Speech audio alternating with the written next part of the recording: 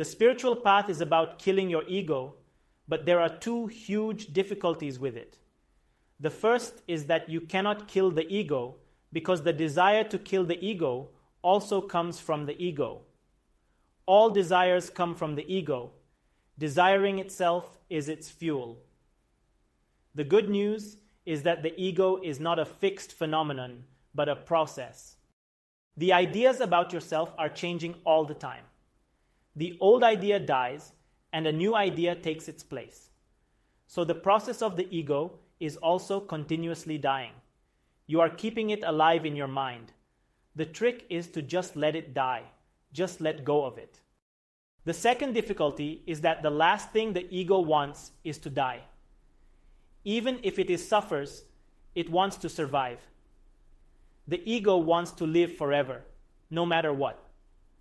When you become one with everything, you also become one with nothing. When the ego dies, you become nobody, and inside you will be infinite nothingness. The main desire of the ego is exactly the opposite: to be somebody, to be special, to be separate.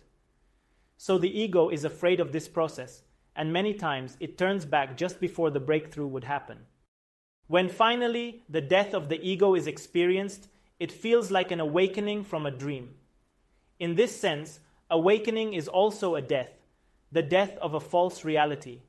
Awakening, orgasm, meditation, deep sleep, and even physical death have one common factor. In all of them, you experience a temporary or permanent death of the ego. The process of the ego stops for seconds in everyone, but most people do not even realize it. In some people, the change goes deeper, or they are simply more aware of it. This rare moment is called satori, or sudden enlightenment. This is a temporary enlightenment, because although the ego stops, it also returns. But even if you never experience it again, you will never be the same again. Other people's consciousness tends to fluctuate between the states of the ego and that of pure consciousness. The task in this stage is to maximize the time spent without the ego. The seed of enlightenment has to be protected and nurtured to let it become a tree with deep roots and a thick trunk. The goal is to reach the stage of permanent enlightenment when the ego dies totally and disappears forever.